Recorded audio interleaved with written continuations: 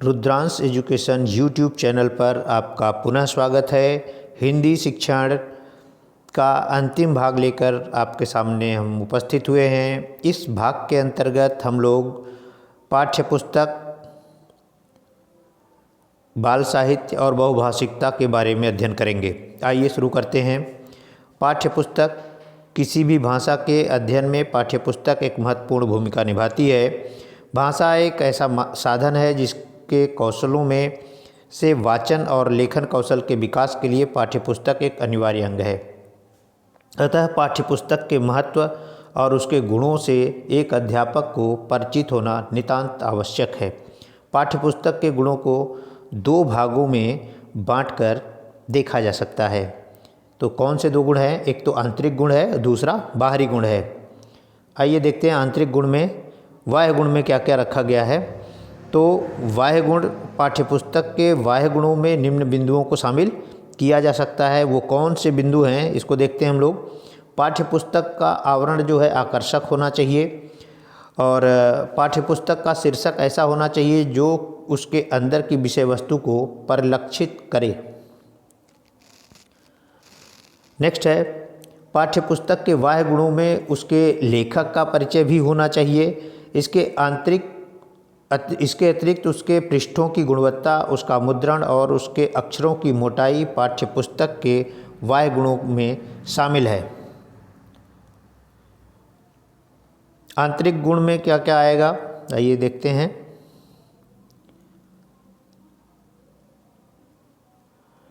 आंतरिक गुण में पाठ्यपुस्तक के आंतरिक गुणों में निम्न बिंदुओं को शामिल किया जा सकता है।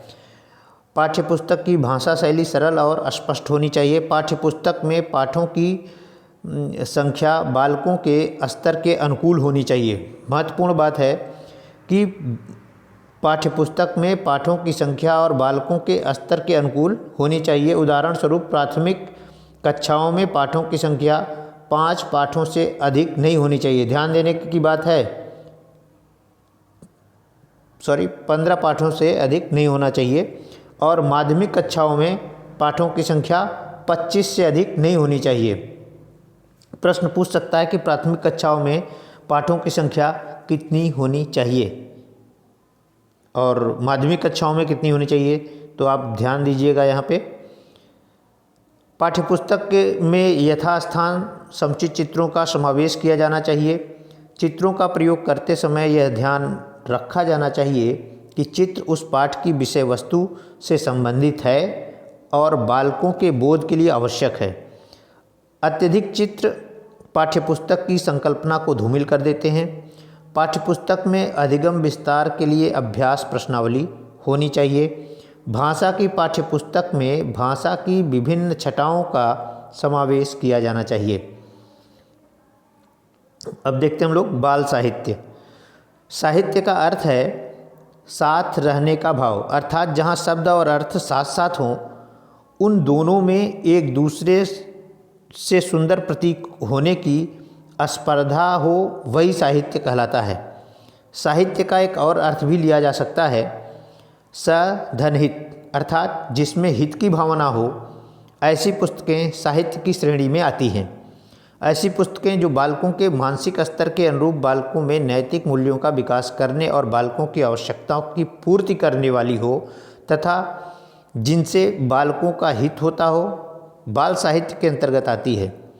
बालक रूपी मानवता के पौधे को विशाल वृक्ष का रूप धारण करने में बालकों की सहायता करने वाला साहित्य बाल साहित्य कहलाता है। बालकों के लिए लिखा जाने वाला साहित्य अलग अलग श्रेणियों में बांटा जा सकता है। प्रारंभ में 5 वर्ष बालक भाषा निर्माण के दौर से गुजरते हैं। तो यहाँ ध्यान रखने वाली बात है कि प्रारंभ के 5 वर्ष जो होता है बालक भाषा निर्माण के दौर से गुजरता है। 15 वर्ष से अधिक आयु के बालक किशोर कहलाने लगते हैं। अतः हम ये कह सकते हैं कि बाल साहित्य 5 वर्ष से 15 वर्ष के आयु के बालकों के लिए लिखा जाता है। प्रश्न हो सकता है कि बाल साहित्य कितने वर्ष से कितने वर्ष तक के बालकों के लिए लिखा जाता है, तो बाल साहित्य जो है 5 वर्ष से 15 वर्ष की आयु के बालकों के लिए लिखा जाता है। बाल साहित्य को हम 2 भागों में बांट सकते हैं। एक है ज्ञानात्मक और दूसरा है बाल साहित्य और ललित बाल साहित्य। ज्ञानात्मक बाल साहित्य वह होता है जो बालकों को विभिन्न प्रकार के ज्ञान विज्ञान से परिचित कराता है। विभिन्न प्रकार के ज्ञान विज्ञान से परिचित कराता है तो वो ज्ञानात्मक बाल साहित्य होता है। और ललित बाल साहित्य बालकों को स्वस्थ मनोरंजन प्रदान करता है। इसे पढ़कर बालक आनंदित होते हैं। दोनों ही प्रकार का बाल साहित्य उनकी कल्पना और तर्क शक्ति का विकास करने में महत्वपूर्ण भूमिका निभाता है। बाल साहित्य की विषय वस्तु। बाल साहित्य विभिन्न रूपों में उपलब्ध है जिनमें से प्रमुख है साहित्यिक कथाएं, चित्रात्मक कहानियाँ, बाल कविताएं एवं बाल गीत, बाल पत्रिकाएं इत्यादि। परियों की कहानियाँ, कविताएं और गीत, पशु पक्षियों की कहानियाँ, कविताएं और गीत, महापुरुषों की जीवनियाँ, वैज्ञानिक दृष्टिकोण से संबंधित कहानियाँ, वीरता एवं साहस की कहानियाँ, कविताएं और गीत, नैतिक मूल्यों से संबंधित कहानियाँ, कविताएं और गीत, भोजन संबंधित विषय, खेल संबंधित विषय, वस्त्र संबंधित विषय, प्रकृति संबंधी विषय, जल जीवों और कीट पतंगों संबंधी विषय, त्योहारों से संबंधित विषय, विद्यालय और घर से संबंधित विषय। जब भाषा विकास की बात की जाती है तो बाल साहित्य सहायक पाठ्यपुस्तकों के रूप में अत्यंत उपयोगी सिद्ध होता है। भाषा की पुस्तकों के लिए यह पूरक या सहायक का काम करता है। बाल साहित्य बालकों में अध्ययन के प्रति रुचि, जिज्ञासा और खाली समय के सदुपयोग के लिए उपयुक्त वातावरण प्रदान करता है।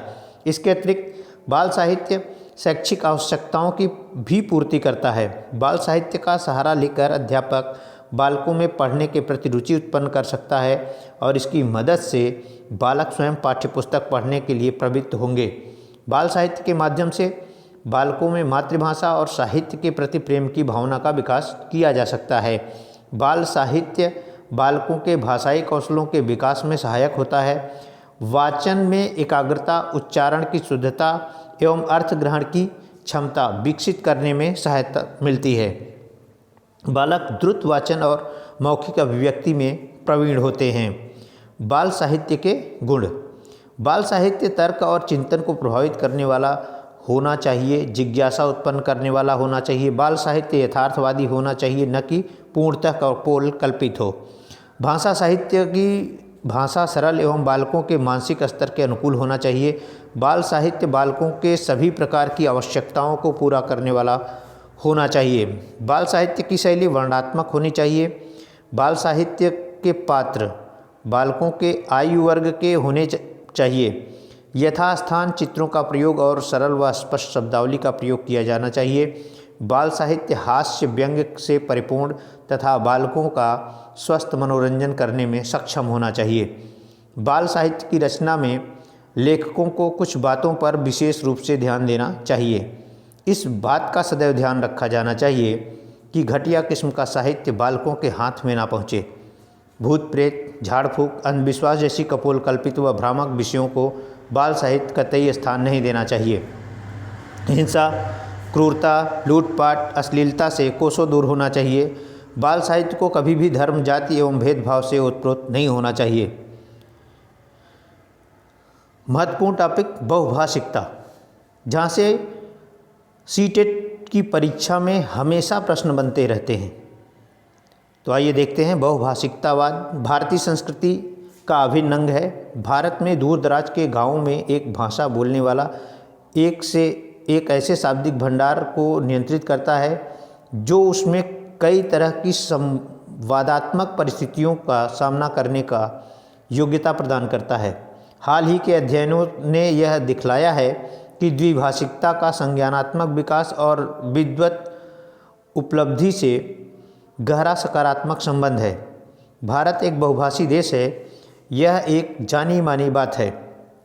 1971 की जनगणना के अनुसार भारत में लगभग 1652 भाषाओं की पहचान की जा चुकी है। ध्यान रखिएगा, 1652 भाषाओं की पहचान की जा चुकी है। स्रोत क्या है? NCERT है, जो 5 विभिन्न भाषा परिवारों के तहत आता है। लेकिन यह विडंबना है कि इनमें से केवल 47 भाषाएं ही स्कूलों में अध्ययन अध्यापन के माध्यम के रूप में प्रयोग की जाती है। बहुत से बुद्धिजीवियों का यह मानना है कि बहुभाषिकता बालक के संज्ञानात्मक विकास में बाधा उत्पन्न करती है, परंतु बुद्धिजीवियों का एक ऐसा समूह भी है जो यह दिखलाता है कि कैसे भाषिक व्यवहार की विविधता बहुभाषिक समाजों में संप्रेषण को बाधित करने के बजाय सहायता ही प्रदान करती है। इस विषय पर हुए अध्ययनों से यह ज्ञात हुआ है कि हमारी शिक्षा व्यवस्था को बहुभाषिकता को दबाने के बजाय इसे प्रोत्साहित करने पर भरपूर प्रयास करना चाहिए।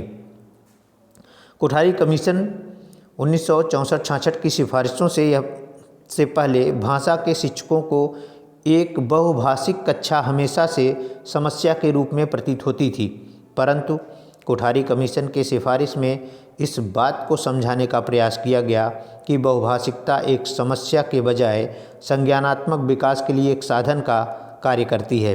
यहाँ भी प्रश्न बन सकता है कि बहुभाषिकता एक समस्या के बजाय संज्ञानात्मक विकास के लिए एक साधन का कार्य करती है, ये कहाँ पे कहा गया या इस तरह की सिफारिश सबसे पहले कहाँ की गई, तो वो है कोठारी कमीशन। ध्यान रखिएगा।